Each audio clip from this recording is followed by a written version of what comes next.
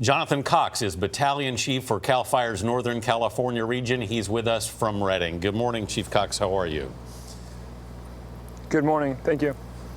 Chief Cox, you face another day of triple-digit temperatures there. How much progress is being made in the fight against the Carr Fire? Yes, the Carr Fire, we're cautiously optimistic that the progression into the city of Redding, the very highly populated area, has slowed and, if not, stopped. And that's been just our #1 priority, is all these areas that are populated and have structures to get the fire to stop there.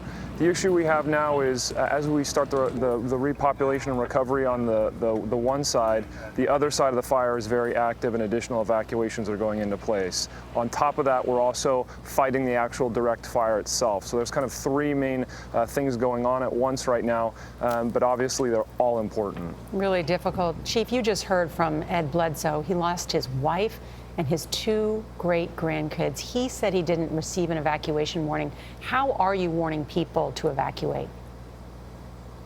Yeah, so the way it works is on these days, we have air attack in the sky who's looking down and seeing the progression of this fire. I know on Thursday night when the fire exploded into Redding, they were in coordination with the commanders as well as the sheriff's office and police departments to get warnings out ahead of this fire as much as possible. What conditions we saw on the Thursday night here in Redding kind of are what people are calling a weather phenomenon or an anomaly, where an actual possible vortex came through here.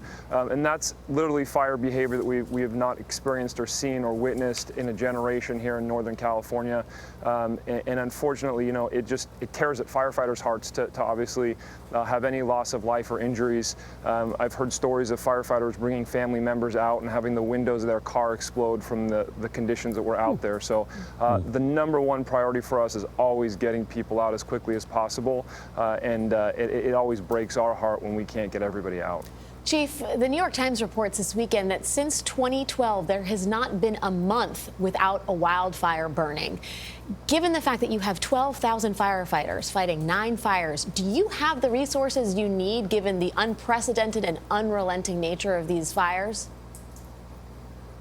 Yeah, so, you know, we call this the new normal in California, and we've seen larger and more destructive fires year over year, and unfortunately this year doesn't look to be any different. And we see these surges or these sieges coming through the state.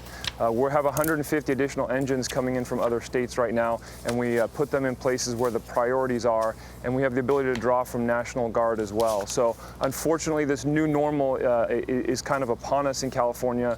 More deadly, more destructive fires more often.